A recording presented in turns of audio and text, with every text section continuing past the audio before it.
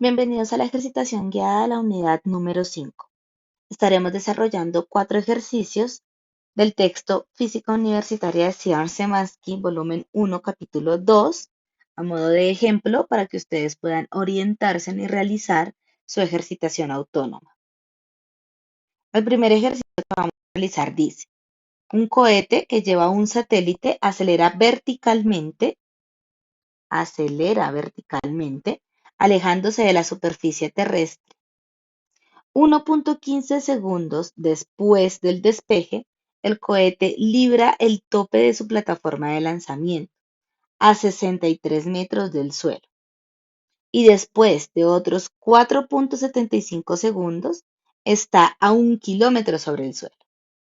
Nos están solicitando que calcule la magnitud de la velocidad media del cohete en la parte de 4.75 segundos de su vuelo y los primeros 590 segundos de su vuelo. Bien, entonces tenemos aquí un gráfico que se aclara que no está a escala, en donde vemos que 1.15 segundos después de haber despegado ha alcanzado una altura de 63 metros sobre el suelo. Y después de otros 4.75 segundos, es decir, desde acá hasta acá, pasaron 4.75 segundos, que eso equivale a estar en los 5.9 segundos de vuelo, ha alcanzado una altura de 1 kilómetro. Bien, importante señalar que aquí estamos graficando altura h en términos de tiempo t.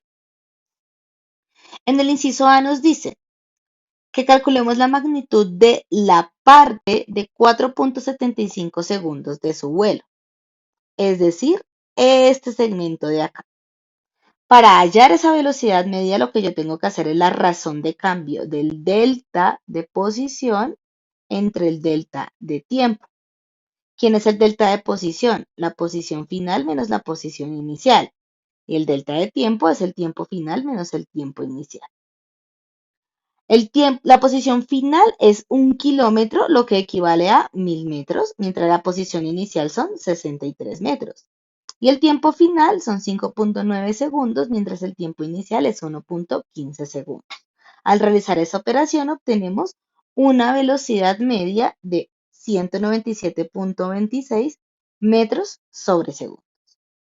Y para el inciso B, en donde nos piden hallar la misma velocidad media para los primeros 5.90 segundos de su vuelo, es decir, considerando desde la posición 00 hasta esta posición de 1 kilómetro en 5.9 segundos. Entonces nuestro delta queda como posición final, 1000 metros, menos posición inicial, 0 metros. Tiempo final, 5.9 segundos, menos tiempo inicial, 0 segundos. Eso me da un resultado de 169.49 metros sobre segundos. Y con eso tenemos ya resuelto el ejercicio. Vamos con el ejercicio número 2. Dice: suponga que usted normalmente conduce por la autopista que va de San Diego y Los Ángeles con una rapidez media de 105 kilómetros por hora, lo que es lo mismo que 65 metros por hora. Y el viaje le toma 2 horas y 20 minutos. Sin embargo, un viernes por la tarde el tráfico lo obliga a conducir la misma distancia con una rapidez media solo de 70 kilómetros por hora o 43 millas por hora. La pregunta es, ¿cuánto tiempo más tardará el viaje? Entonces tenemos que inicialmente, pues vamos a considerar que esto es un movimiento rectilíneo uniforme, en donde la posición final no la conozco. Yo sé cuánto tiempo tarda en llegar hasta allá y sé la velocidad que lleva, pero no conozco su posición. Vamos a establecer una posición inicial de 0 kilómetros por hora.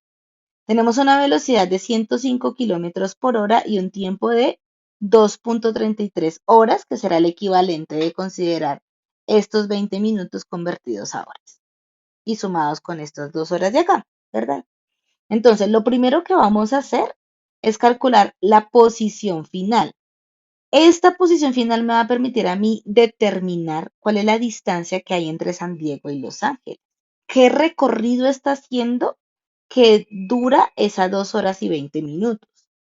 porque luego, conociendo cuál es la distancia que tiene que recorrer y la velocidad a la que la recorre, puedo determinar pues cuál es el tiempo medio de su viaje. Entonces, utilizo la ecuación de movimiento rectilíneo uniforme reemplazando las variables que ya tenemos aquí listadas. Tendría que posición final es igual a 0 kilómetros de posición inicial, 105 kilómetros por hora de velocidad y 2.33 horas de tiempo. Fíjense que aquí horas se me cancela con horas para poder dar un resultado en kilómetros. Si cancelo estas horas con estas horas, me queda unidad de medida kilómetros que se suma con kilómetros. Por lo tanto, la respuesta es kilómetros y son 244.65 kilómetros. Esta es la distancia que hay entre los dos puntos que está recorriendo. Ahora, vamos a mirar entonces cuál sería el tiempo que tardaría en caso de que su velocidad media fuera 70 kilómetros por hora. Bien, tenemos entonces la posición final que acabo de determinarla, la posición inicial que sigue siendo 0 kilómetros, la velocidad y el tiempo que es mi incógnita. De la ecuación de movimiento rectilíneo uniforme voy a despejar el tiempo, de tal manera que esta variable que estaba sumando pasa a restar y esta que estaba multiplicando pasa a dividir. La expresión me queda 244.65 kilómetros, que es la posición final, menos los 0 kilómetros, que son la posición inicial, dividido los 70 kilómetros por hora. Aquí no puse kilómetros, ahora sí dice kilómetros. Bien, haciendo ese resultado, entonces podemos observar que aquí kilómetros se me cancela con kilómetros y el resultado me da 3.49 horas. Pero ojo porque ese no es aún el resultado final de lo que me están preguntando, porque es que la pregunta es, ¿cuánto tiempo más tardará el viaje? ¿Cuánto tiempo más tardará el viaje? Si yo sé que el viaje va a tardar 3.49 horas a esa velocidad media y que antes tardaba 2.33 horas, pues lo que debo hacer es una resta, ¿cierto? Tendré que restar, perdón. Para calcular el tiempo total, tendré que restar 3.49 horas menos 2.33 horas que duraba antes el viaje. Eso me dará un tiempo total de 1.16 horas. Y esta sí será la respuesta a la pregunta que me están planteando. Vamos con el tercer ejercicio. Los terremotos producen varios tipos de ondas de choque. Las más conocidas son las ondas P, P por primaria o presión, y las ondas S, S por secundaria o esfuerzo cortante.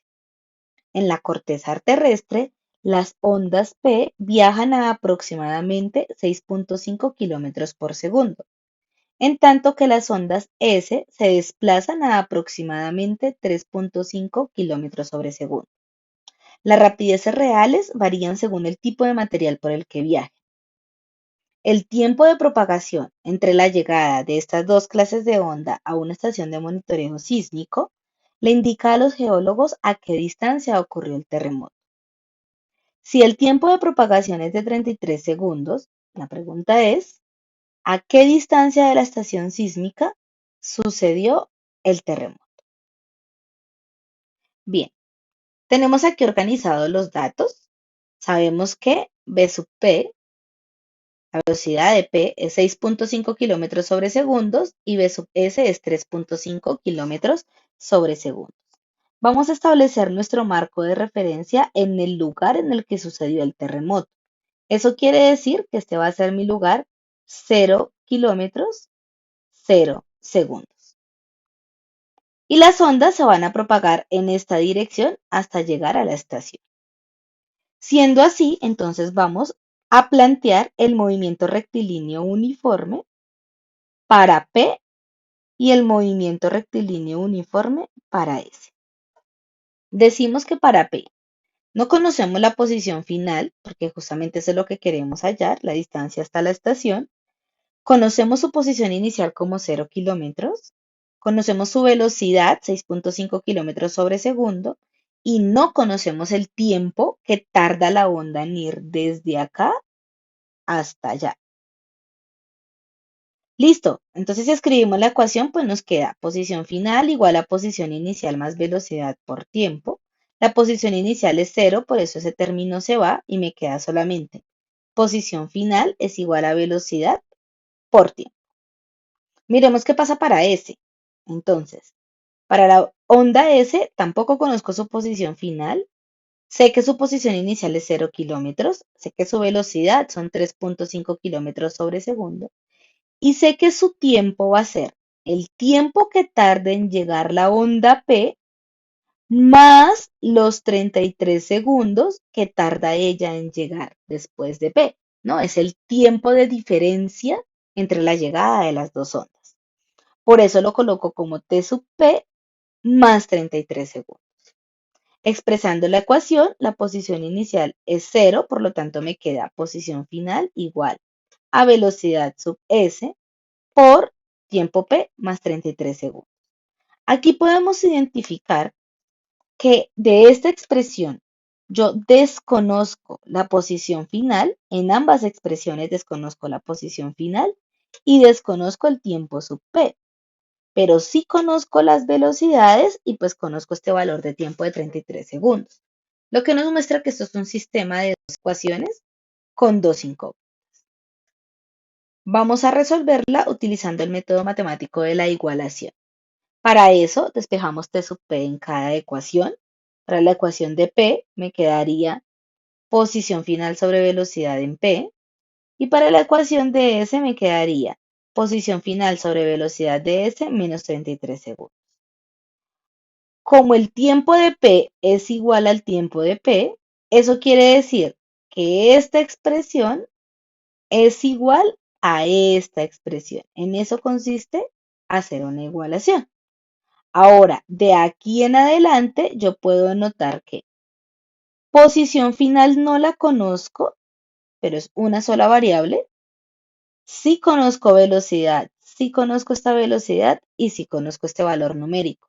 Por lo tanto, ahora tengo una expresión matemática de la que puedo despejar la variable que desconozco, que es la posición final. Entonces, despejando, simplemente, este término que estaba sumando pasa a restar al otro lado del igual. Me queda posición final sobre velocidad de P menos posición final sobre velocidad de S igual a menos 33 segundos. Luego saco factor común posición final. Posición final es factor común de la fracción que me queda aquí, quitando la posición final, 1 sobre velocidad en P, menos la fracción que me queda aquí, quitando la posición final, 1 sobre la velocidad en S.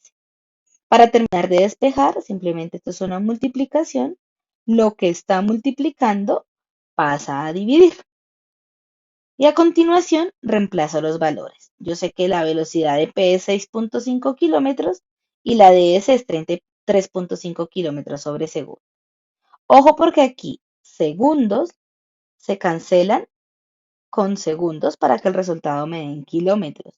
Y entonces simplemente el resultado me da 250.25 kilómetros.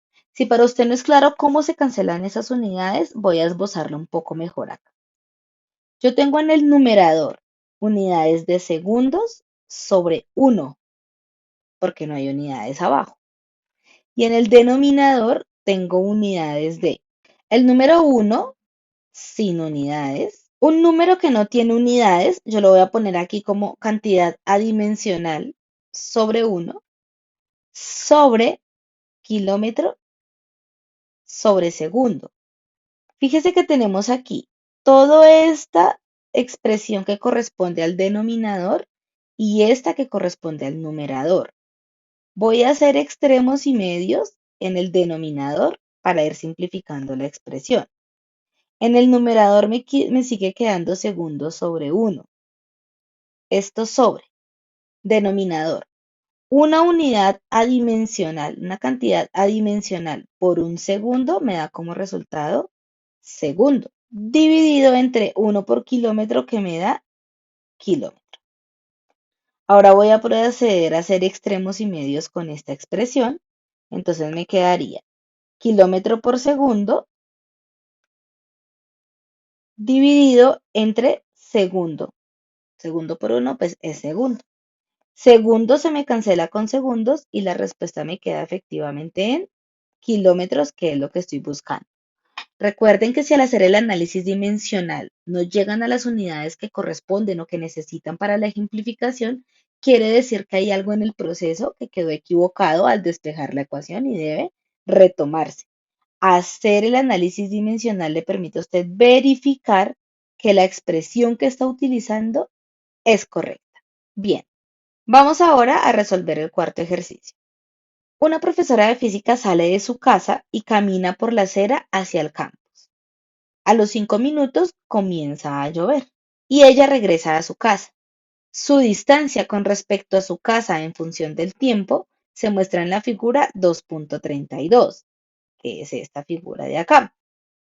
Y nos preguntan, ¿en cuál punto rotulado su velocidad es cero, constante y positiva, constante y negativa, y acá de magnitud creciente o de magnitud decreciente? Entonces, en el inciso A nos preguntan, ¿cuándo la velocidad es cero? Podemos observar aquí en esta gráfica que tenemos unos sectores en donde la velocidad se muestra constante porque es una línea recta. Ojo que esto es un gráfico posición en función del tiempo. Recuerden por favor del video de explicación cómo se representan las gráficas de posición en función de tiempo para los dos tipos de movimiento que estamos manejando, el movimiento rectilíneo y el movimiento uniformemente acelerado. Para el movimiento rectilíneo uniforme, la gráfica de posición contra tiempo es una línea recta, en donde la pendiente de esa recta corresponde a una velocidad que es constante y nunca varía. Mientras que para el movimiento uniformemente acelerado, la gráfica de posición contra tiempo es una curva, una parábola. Ojo que esa parábola puede ser ascendente o puede ser descendente. Y aquí tengo una velocidad que sí varía. Entonces a ello ya puedo empezar a identificar cosas, ¿cierto? Como por ejemplo, que en este sector, voy a acercar un poco la gráfica, en este sector y en este sector tengo velocidades constantes, movimientos rectilíneos uniformes. En este sector, en este y en este, tengo movimientos uniformemente variados porque las gráficas son curvas. Y aquí en el punto 4 tengo la particularidad que hay un momento en el que la gráfica mantiene una posición totalmente horizontal. Fíjense que qué quiere decir eso. Si yo hago aquí una proyección de ese tiempo que está durando la gráfica en posición horizontal, vamos a decir que es desde acá hasta acá, a ver, que me quedó como un poco torcido, pero es más o menos así. Yo puedo notar que aproximadamente a los 5.5 minutos, ese cuerpo se encontraba en una posición de 400 metros. Y medio minuto después, se sigue encontrando en la misma posición de 400 metros, lo que quiere decir que no se ha desplazado. Una gráfica completamente horizontal me está representando un objeto que está en reposo, justamente porque si es una línea recta cuya pendiente debería indicarme la constante, pero esta es totalmente horizontal y no tiene pendiente, quiere decir que su velocidad es cero. Por eso tenemos ahí ya la respuesta al inciso A. Y es que cuando la velocidad es cero, pues la velocidad es cero en el punto 4, que es en donde está completamente horizontal. En el inciso B nos preguntan cuando la velocidad es constante y positiva. Eso será en el punto 1, considerando que aquí la recta es ascendente, por lo tanto su pendiente es positiva. Luego nos preguntan cuándo es constante y negativa. Entonces ya sé que constante es cuando hay rectas y pues negativa será aquí en el caso del sector 5, porque la pendiente de esa gráfica pues la vemos en dirección negativa. Inciso D, de magnitud creciente. De magnitud creciente sería aquí en el punto 2, ¿no? Donde está ascendiendo la parábola. Creo que ahí me faltó escribir en la descripción, ¿no? Inciso es creciente en el punto 2. Y finalmente, inciso E es decreciente en el punto 3, que es en donde yo veo que La curva va en dirección negativa y no positiva. Y listo, con eso tendríamos ya por terminado el cuarto ejercicio y la ejercitación de la unidad número 5.